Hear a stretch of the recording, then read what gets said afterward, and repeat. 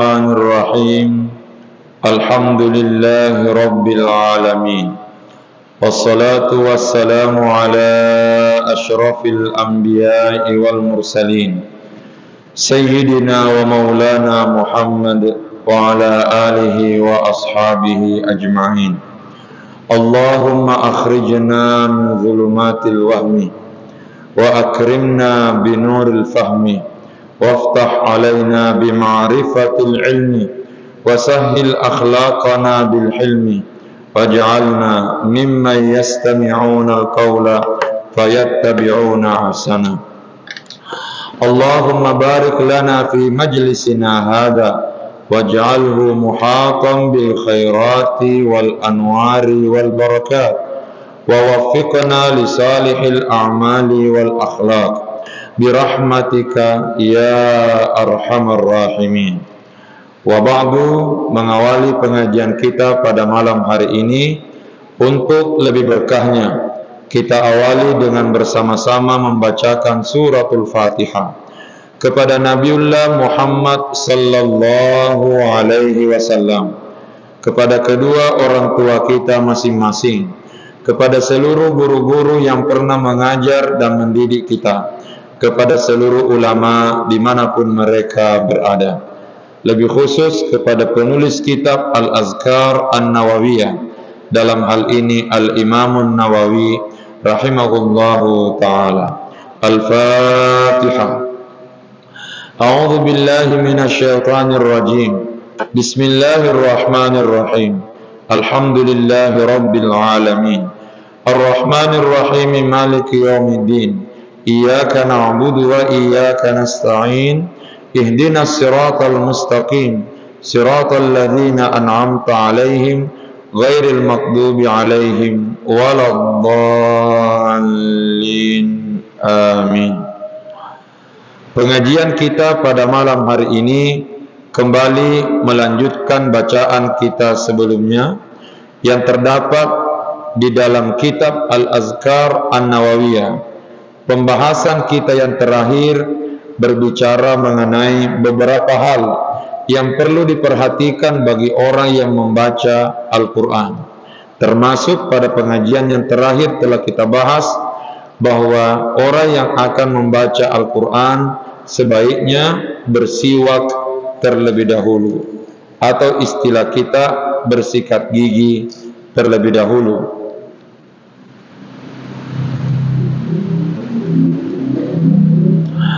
Malam ini kita melanjutkan bacaan terkait dengan hal-hal yang perlu diperhatikan bagi orang yang akan membaca Al-Quran.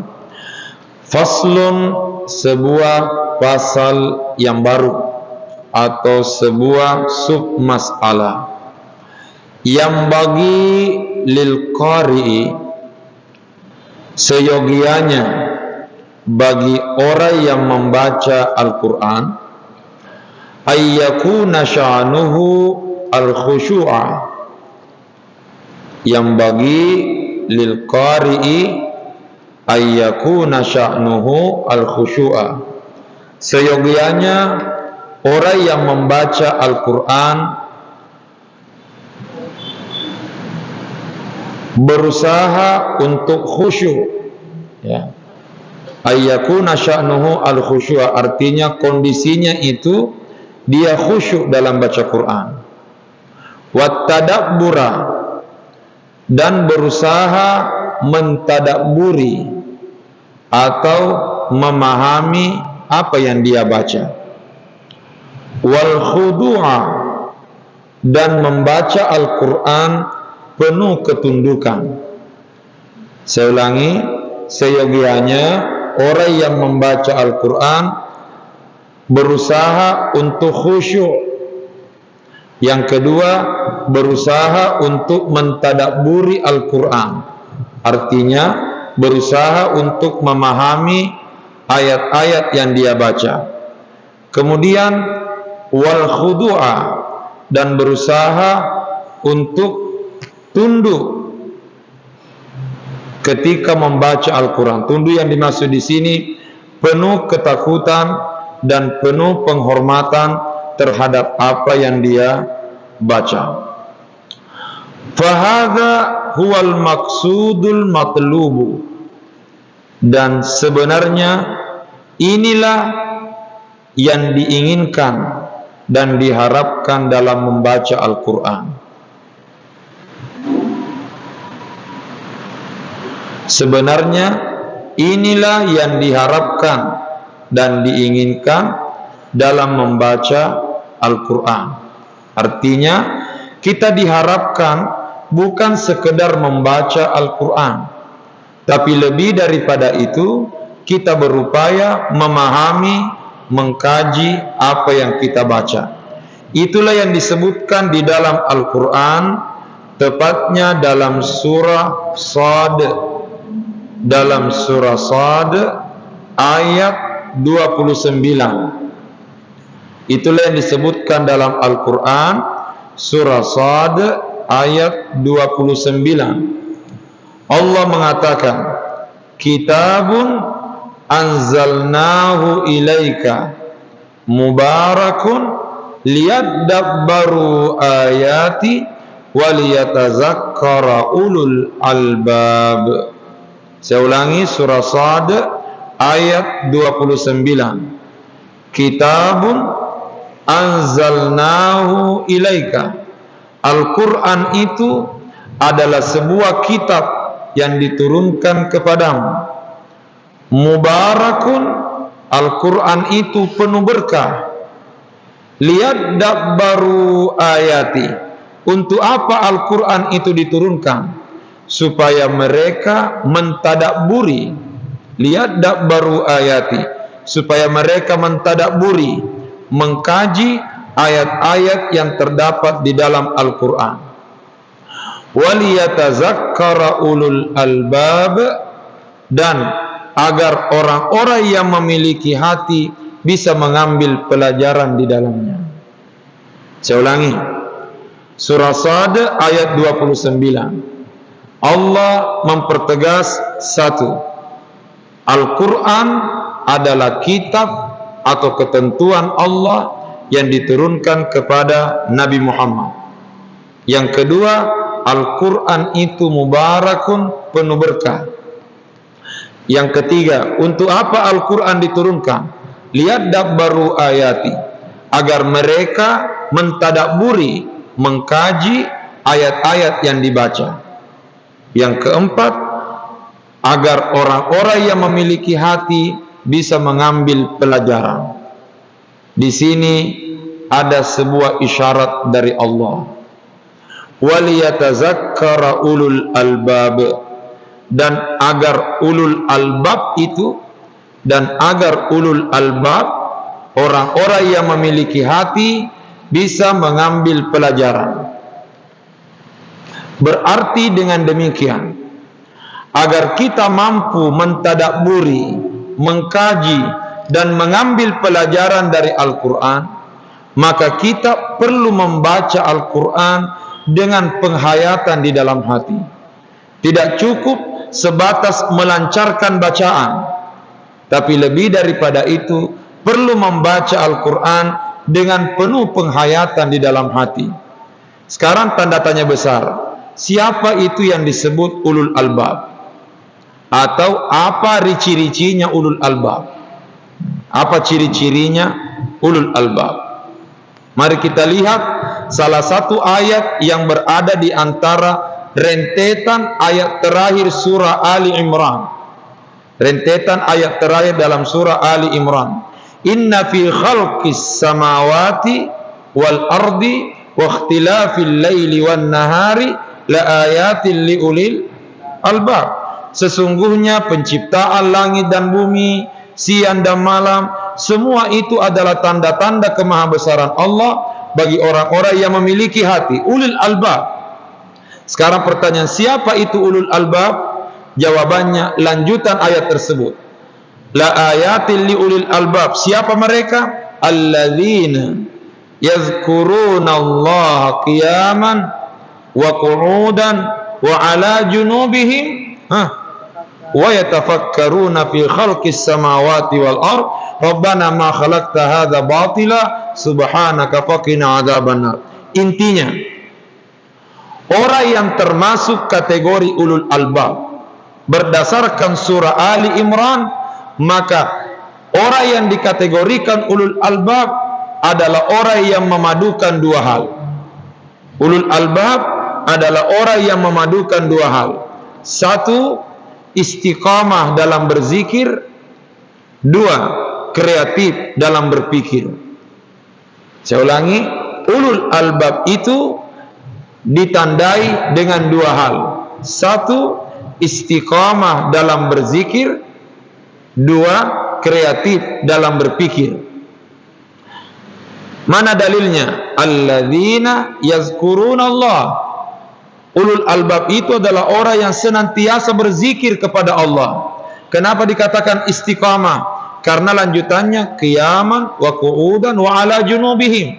Baik dalam keadaan berdiri, dalam keadaan duduk maupun dalam keadaan baring. Sementara apapun yang kita lakukan, itu tidak akan lepas dari tiga model ini. Apapun posisi kita, bagaimanapun bentuknya kita, atau apapun yang kita lakukan, kita tidak akan lepas dari tiga posisi ini. Kalau bukan berdiri, duduk. Kalau bukan duduk, berbaring. Berarti itu isyarat istiqamah dalam berzikir. Kemudian kreatif dalam berpikir. Wa yatafakkaruna fi khalqis samawati wal ard. Mereka senantiasa memikirkan, berpikir fi khalqis samawati wal ard, dalam penciptaan langit dan bumi. Maka itu berarti bila kita ingin mengambil pelajaran dan mudah mengkaji Al-Quran, maka upayakan padukan antara akal dan hati, padukan antara pikir dan zikir.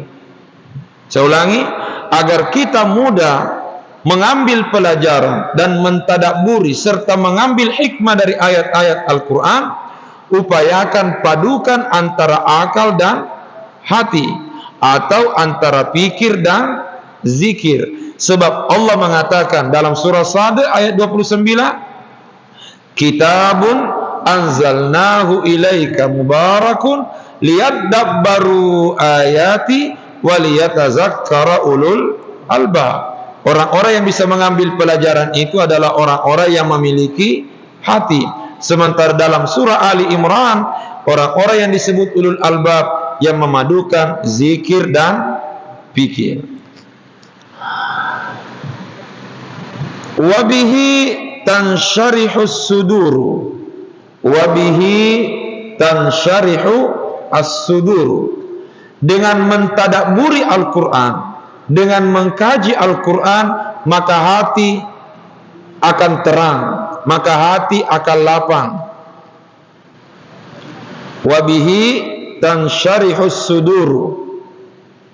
Dengan mentadabburi Al-Quran, maka hati akan lapang. Bihi, hinya itu kembali ke at-tadabbur, kembali ke al-khudu'u, kembali ke al-khusyu'u. Jadi khusyuk ketika baca Quran, mentadabburi Al-Quran, penuh kekhudu'an, ketundukan ketika baca Quran, itulah yang bisa melapangkan hati. Wa tastanirul qulubu, dan akan membuat hati bercahaya. Jadi dengan mengkaji Al-Quran, mentadabburi Al-Quran, memahami Al-Quran, khusyuk dalam baca Quran, itulah yang akan membuat hati kita bercahaya. Wa dalailuhu aktsaru min an tuhsara. Wa dalailuhu aktsaru min an tuhsara. Dalilnya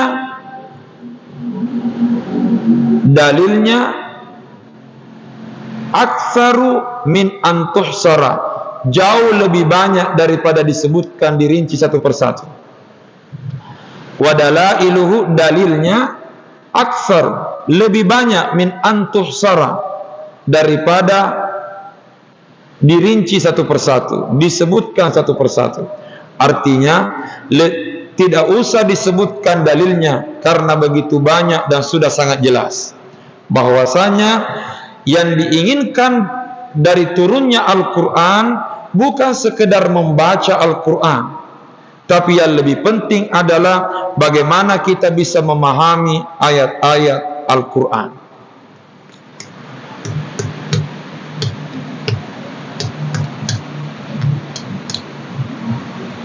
Wa qad bata wa ashharu min an tuzkara, dan dalil-dalilnya itu lebih masyhur daripada disebutkan. Artinya tidak usah disebutkan dalil-dalilnya karena sudah begitu jelas dan begitu banyak. Artinya apa? Memahami Al-Quran, mengkaji Al-Quran adalah sebuah kemutlakan.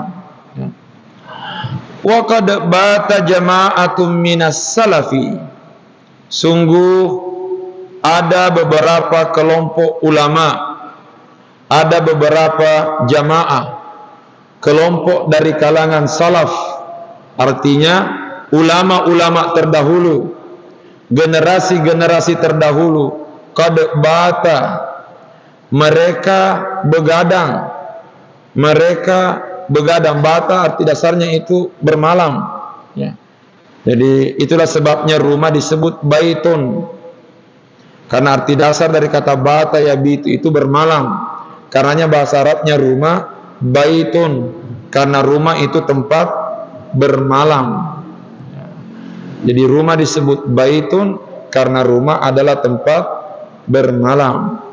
Rumah juga sering disebut maskanun atau sakan, maskan. Kenapa disebut maskan? Karena sakana itu artinya tenang, supaya di rumah kita menemukan ketenangan. Karenanya menjadi anggota keluarga upayakan bisa memberikan ketenangan ketika berada di rumah, ya. Jangan sampai di luar banyak masalah, diupayakan masuk rumah disambut dengan penuh ketenangan. Jangan sampai di luar sibuk bekerja, peras keringat banting tulang, ya. Ya. Atau banting keringat peras tulang di luar, tapi begitu masuk rumah tambah masalah. Nah, itu bukan maskan namanya. Jadi rumah salah satu bahasa Arabnya maskanun. Kenapa diambil dari kata sakana?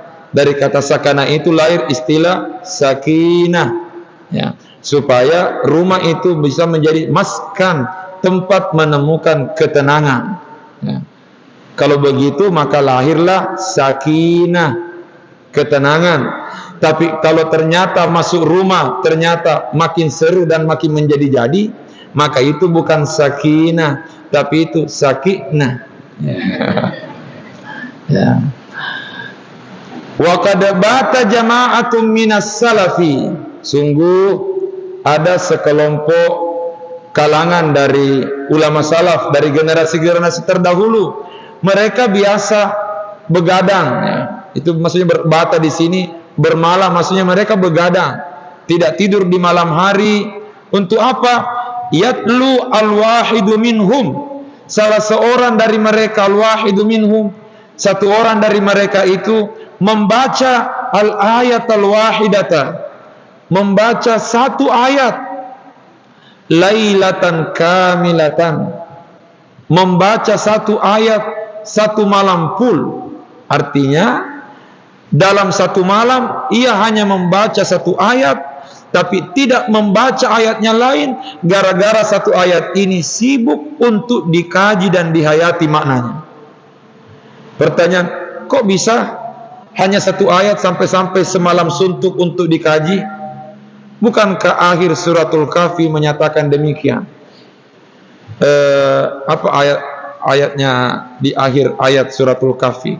Sekiranya lautan, apalagi awal ayatnya? Bukan. Ayat yang menunjukkan bahwa andai kata air laut dijadikan tinta, walau kana kullau kana al-bahru midadan li kalimati rabbi lanafidal bahru qabla an tanfada kalimatu rabbi. Andai kata air laut itu dijadikan tinta untuk menulis semua makna-makna yang terdapat dalam ayat-ayat Allah, lanafidal bahru, maka air laut sudah habis, qabla an tanfada kalimatu rabbi, sebelum habisnya ayat-ayat Allah. Itu menunjukkan bahwa mengkaji satu ayat itu memang membutuhkan waktu yang sangat lama. Sampai-sampai seorang ulama tafsir dari Mesir, sekaligus seorang mufakkir, seorang pemikir Mesir, dan menjadi penulis kitab tafsir Al-Manar bersama dengan muridnya Syekh Muhammad Rashid Ridha, gurunya Syekh Muhammad Abdu.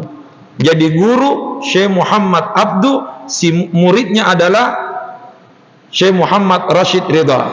Jadi Syekh Muhammad Abdu guru, muridnya itu adalah Syekh Muhammad Rashid Ridha.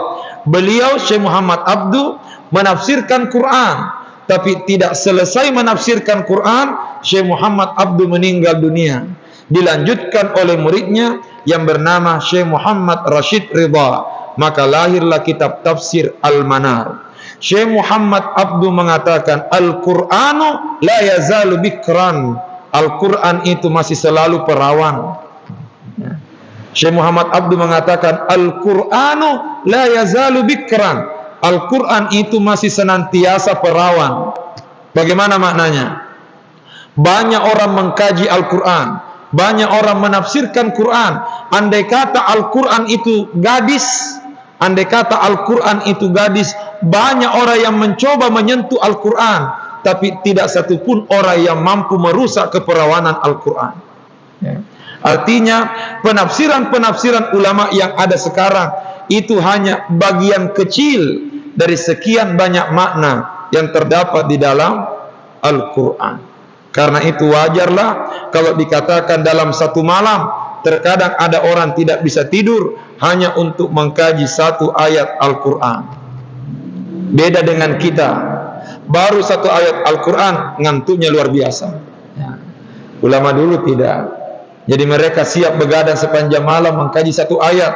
Kita baru baca satu halaman, dua halaman, atindro nih. Ya, memang kualitas iman berbeda. Saya kalau buka sekarang ini ya, kalau sementara buka-buka internet lalu melihat berita-beritanya saudara-saudara muslim kita yang ada di Palestina, sampai melihat video-videonya, itu seolah-olah merupakan hentakan keras dalam hati kita.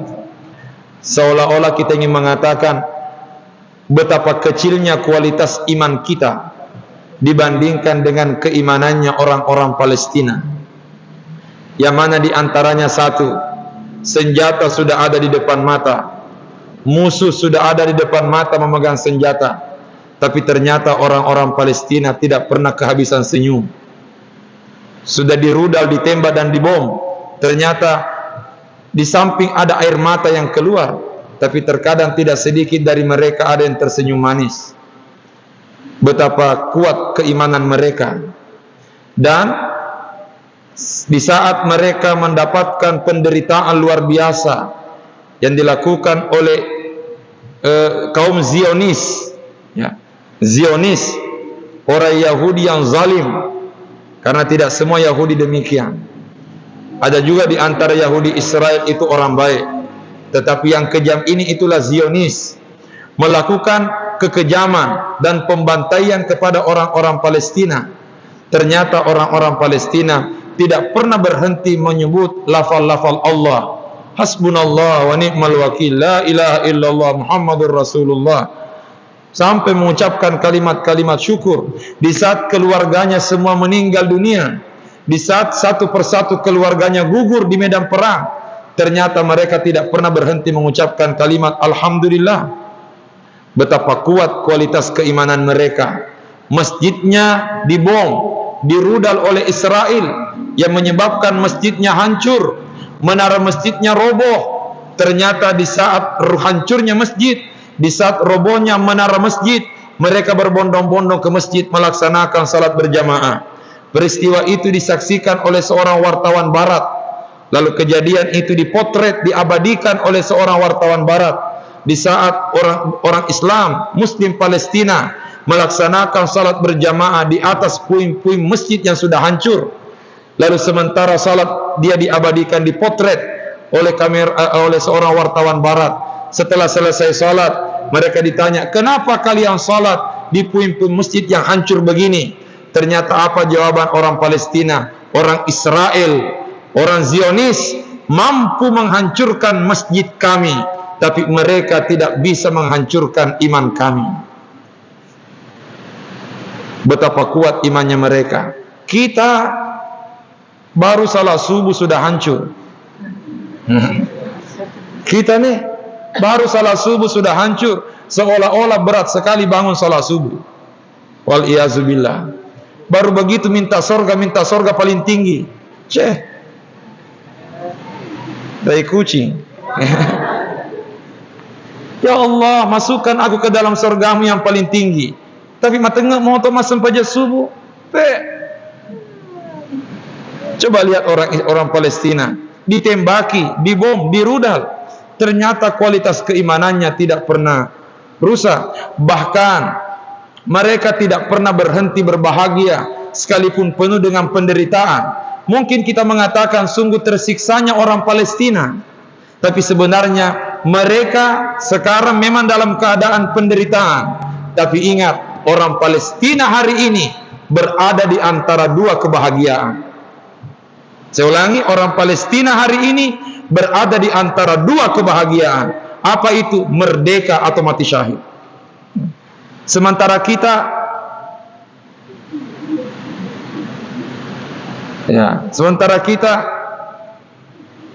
merdekanya terasa dijajah, bahagianya terasa penuh penderitaan.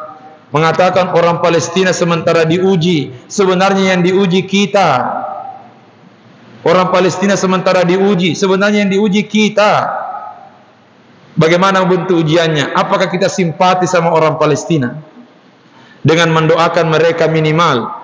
Dan ingat, dalam Al-Quran perjuangan jihad fi sabilillah dikatakan bi amwalihim wa anfusihim. Selang ini berjihad fi sabilillah dalam Al-Quran bi amwalihim wa anfusihim, berjuang dengan hartanya dan berjuang dengan jiwanya. Kita ingin berangkat ke sana berperang, tidak mungkin.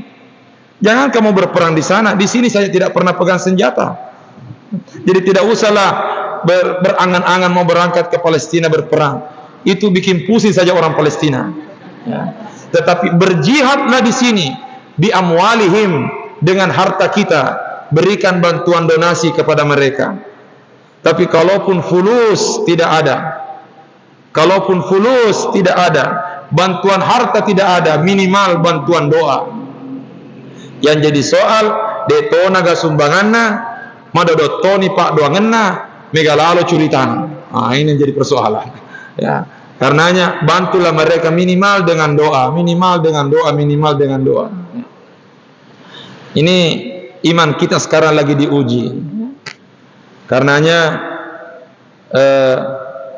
di sini kita lihat, kalau ulama-ulama dulu mereka mampu membaca satu ayat saja dalam satu malam, mereka tidak tidur untuk mengkaji, maka itu wajar. Sebab memang Al-Quran mengatakan, sekiranya semua air laut dijadikan tinta untuk menulis pelajaran dan pesan-pesan yang terdapat dalam ayat-ayat Allah, maka habis air laut, sementara pesan Tuhan tidak pernah berakhir.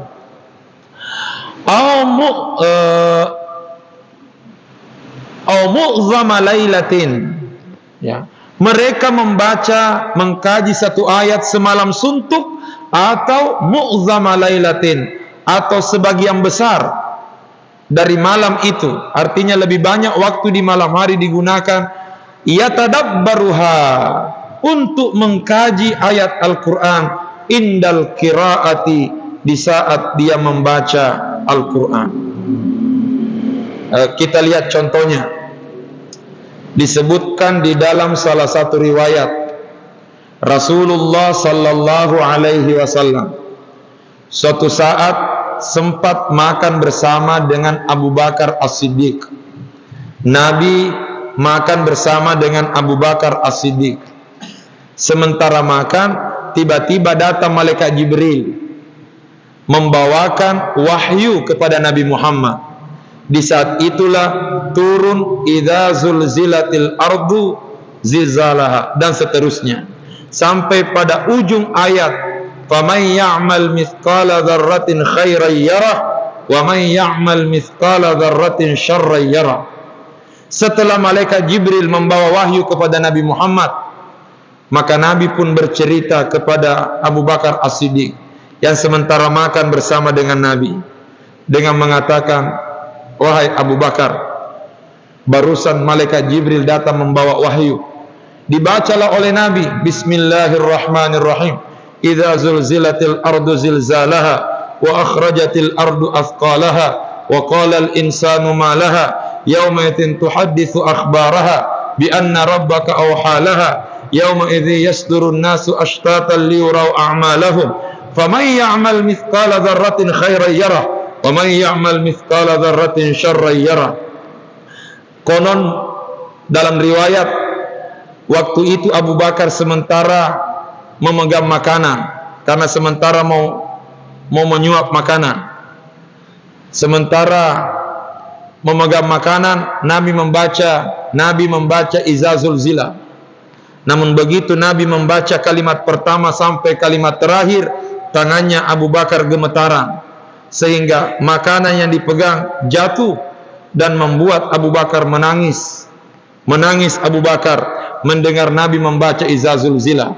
Nabi heran lalu bertanya kepada Abu Bakar, ya Abu Bakrin, ma yubkika? Wahai Abu Bakar, apa yang membuatmu menangis? Kata Abu Bakar As-Siddiq, hadhihi suratu bekini. Surah inilah yang membuat aku menangis. Ditanya sama Nabi, kenapa kamu menangis gara-gara surah izazul zila? Kata Abu Bakar, ya Rasulullah, ujung surah itu mengatakan wa may ya'mal mithqala dzarratin syarran yarah. Siapapun yang melakukan keburukan, siapapun yang melakukan dosa sekecil apapun, yarah, pasti dia akan lihat balasannya. Itulah yang membuat saya gemetaran wahai Rasulullah. Itulah yang membuat saya khawatir wahai Rasulullah. Siapa orang di dunia ini yang tidak pernah melakukan kesalahan? Abu Bakar menangis gara-gara ujungnya izazul zila, karena merasa tidak akan lepas dari ayat itu. Pertanyaan, sudahkah kita menangis membaca izazul zila? Abu Bakar menangis gara-gara izazul zila. Kenapa? Karena merenungi ujung ayat. Siapa yang melakukan dosa sekecil apapun, yarahu, pasti dia akan lihat balasannya. Itulah tadabburnya Abu Bakar As-Siddiq. Lalu apa kata Nabi? Abu Bakar, Abu Bakar, andai kata di dunia ini tidak ada lagi orang berdosa, andai kata di dunia ini tidak ada lagi orang berdosa, maka Allah akan membinasakan kita semua, lalu menciptakan generasi yang baru agar mereka bisa berdosa. Kenapa? Karena Allah ingin memanfaatkan, karena Allah ingin menggunakan fungsi taubat kepada mereka. Bagaimana maksudnya? Andai kata tidak ada lagi orang berdosa di dunia ini, maka Allah akan binasakan seluruh manusia, lalu menciptakan generasi yang baru supaya mereka bisa melakukan dosa. Bukan berarti diciptakan untuk berdosa, tapi Allah ingin menggunakan ampunannya kepada mereka, karena yang bisa diampuni adalah orang yang bertobat dari dosanya. Seolah-olah Nabi ingin mengatakan, hei Abu Bakar, bisa jadi engkau merasa berdosa, tapi jangan pernah berkecil hati, karena ampunan Allah jauh lebih besar daripada dosa yang pernah kita lakukan. Tapi jangan jadikan penjelasan ini dengan mengatakan, oke, siap berdosa agar bisa bertobat. Enggak. Pokoknya merasa bersih, merasa suci itulah dosa. Merasa suci, merasa bersih itulah dosa. Karenanya beristighfarlah. Ada dosa, tidak ada dosa, perbanyak istighfar. Karena kita tidak pernah lepas dari dosa. Kapan merasa tidak ada dosa, maka saat itu sudah berdosa. Kapan merasa sudah tidak ada dosa, maka pada saat itu sudah berdosa. Karenanya perbanyaklah istighfar. Wasa'ika jama'atun minhum, dan sekelompok dari mereka itu sampai-sampai pingsan. Pingsan gara-gara mengkaji ayat Al-Quran. Bahkan wa mata jama'atun minhum, bahkan banyak di antara mereka mati gara-gara mengkaji Quran. Bahayanya ya. Pingsan gara-gara mentadabburi Quran. Yang kedua, pingsan gara-gara mati gara-gara mentadabburi Quran. Saking takutnya sampai meninggal dunia. Kita kayak sebaliknya terjadi ya. Ini ulama-ulama dulu luar biasa ya. Tapi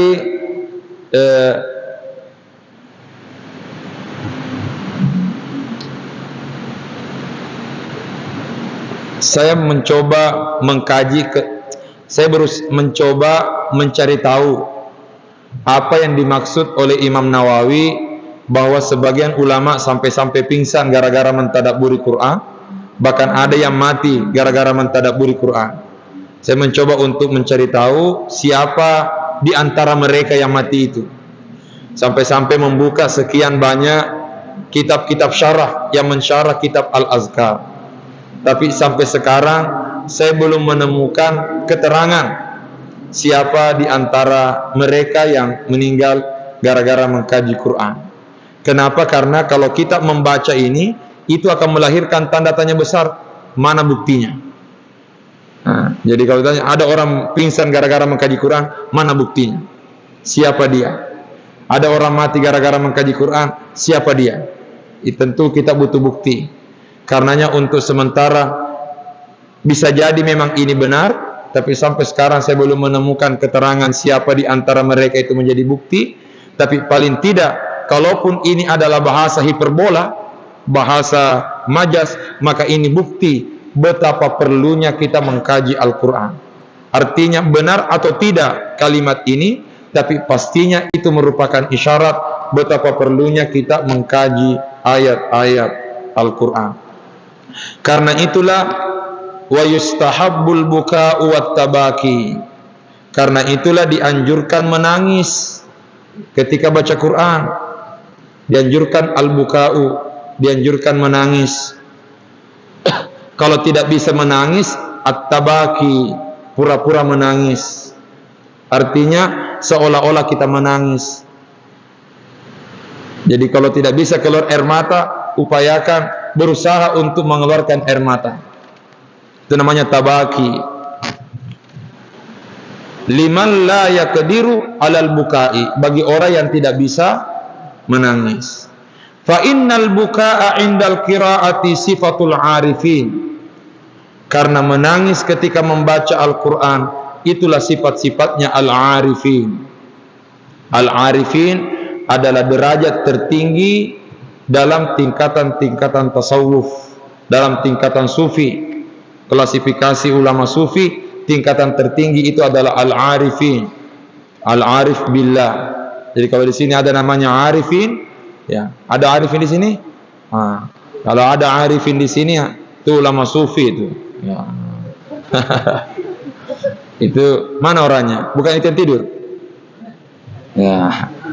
Al-arif tingkatan tertinggi, al-arif billah. Wa syi'aru ibadillahi salihin, dan itu merupakan ciri-cirinya hamba-hamba Allah yang saleh. Qala Allah Ta'ala wa yakhruna lil azkar wa yakhruna lil azqani yabkuna wa yaziduhum khusyu'a. Ya. Mereka yakhruna, menyungkurkan wajahnya. Artinya mereka menundukkan wajahnya, yabkun, dalam keadaan menangis, wa yaziduhum khusyu'a, dan semakin bertambah kekhusyuannya ketika baca Quran. Wa qad zakartu atharan katsiratan, dan saya sudah menyebutkan banyak riwayat. Wa qad zakartu atharan katsiratan, sungguh saya sudah menyebutkan banyak riwayat. waradat fi dzalika, yang berbicara mengenai hal itu. Waradat fi dzalika, yang berbicara mengenai hal itu, fit tibyani fi adabi hamalatil Quran, dalam kitab At-Tibyan fi adabi hamalatil Quran. Qala As-Sayyid Al-Jalil, qala As-Sayyid Al-Jalil, sahibul karamati wal ma'arif wal mawahibi wal lataif. Ini gelar ya. As-Sayyid Jalil, sahibul karamat wal ma'arif wal mawahibi wal lataif. Ini gelar. Gelar kemuliaan bagi ulama yang bernama Ibrahim Al-Khawwas, ya. Ibrahim Al-Khawwas radhiyallahu anhu, beliau mengatakan, dawaul qalbi khamsatu asya, obatnya hati ada 5. Itulah yang dinyanyikan oleh siapa ini?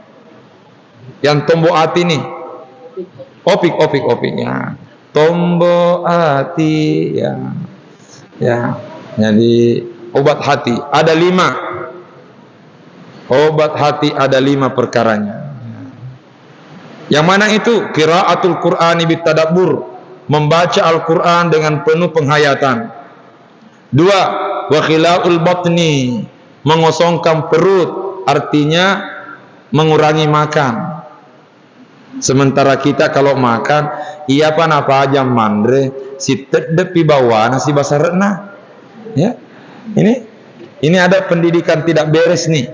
Ada pendidikan tidak beres, pembiasaan yang dalam tanda kutip sebenarnya negatif. Ini biasa ada orang tua kalau dia suap anaknya, kasih makan anaknya, tambah lagi nak makan, kena makan. Kenyang mama, kenyang. Bisa mah enggak, belum ini masih lembek, ini belum sekeras jidakmu. Ini pendidikan tidak bagus ini. Karena ternyata mengukur kekenyangan itu dengan kerasnya perut seperti kerasnya. Ya sebegitu tuh. Ya mana masih lembek ini bro, masih ada ruang di dalam ini. Padahal itu bisa mengeraskan hati, bukan mengeraskan perut, mengeraskan hati itu. Karena obat hati ada 5. 1. Baca Quran penuh penghayatan. 2. Mengosongkan perut, kurangi makan. Wa qiyamul lail, dan qiyamul lail, bangun malam untuk salat, ya. Bukan makan malam nonton bola. Ya. Wa tadarru'u inda sahari. Tadarru' inda sahari, maksudnya di sini tunduk berdoa ketika di waktu sahur, beribadah di waktu sahur. Sahari maksudnya dini hari, ya. Wa mujalasatus salihin, dan duduk bersama dengan para ulama. Berarti hadir pengajian itu obat hati. Jadi mujalasatul as-salihin, duduk bersama orang-orang saleh, itu bisa menenangkan hati. Karenanya pandai-pandailah mencari teman. Bertemanlah kepada orang saleh agar hatimu tenang. Dan kapan kamu pilih teman dan ternyata kamu berteman dengan orang salah, maka bisa jadi hatimu tambah sakit. Karenanya berhati-hatilah dalam memilih teman. Carilah teman yang saleh, bukan memilih teman yang salah. Karena itu merupakan dawaul qalbi, obatnya hati. Wallahu a'lam. A'udzu billahi minasyaitonir rajim. Bismillahirrahmanirrahim. Alhamdulillahi rabbil alamin. Allahumma salli ala sayyidina Muhammad wa ala alihi wa sahbihi wa sallim. Allahumma fa'na bima 'allamtana wa 'allimna ma yanfa'una warzuqna ilman yanfa'una. Rabbana zidna ilman warzuqna fahma. Subhanaka la ilma lana illa ma 'allamtana innaka antal alimul hakim. Rabbana atina fid dunya hasanah wa fil akhirati hasanah wa qina adzabannar. Sallallahu ala sayyidina Muhammad wa ala alihi wa sahbihi wasallam. Alhamdulillahi rabbil alamin. Allahumma salli afdhala salatin ala as'adi makhluqatika sayyidina alihi wa sahbihi wa sallim adada ma'lumatika wa midada kalimatika kullama dzakaraka dzakiruna wa ghafala an dzikrihil ghafilun. Allahumma amin. Assalamualaikum warahmatullahi wabarakatuh.